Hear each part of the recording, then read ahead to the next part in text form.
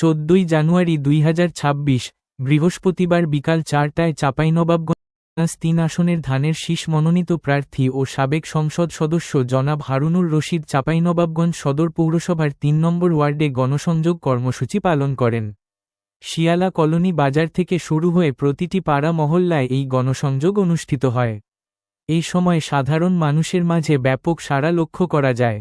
গণসংযোগে উপস্থিত ছিলেন সাবেক উপজেলা চেয়ারম্যান ও চাঁপাইনবাবগঞ্জ জেলা পরিষদ দলের আহ্বায়ক জনাব তৌসিকুল ইসলাম তোসি, সাবেক ভাইস চেয়ারম্যান নজরুল ইসলাম সহ যুবদল, ছাত্রদল, স্বেচ্ছাসেবক দল, কৃষক দল, তাঁতি দল এবং বিভিন্ন ওয়ার্ডের সাবেক কাউন্সিলরবৃন্দ।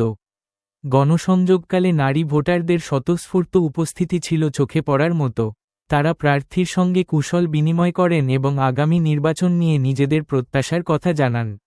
গণসংযোগ শেষে বিএনপির মনোনীত প্রার্থী জনাব হারুনুর রশিদ আগামী ত্রয়োদশ জাতীয় সংসদ নির্বাচন উপলক্ষে 12ই ফেব্রুয়ারি সকল ভোটারকে ভোটকেন্দ্রে গিয়ে ধানের শীষ প্রতীকে ভোট দেওয়ার আহ্বান জানান।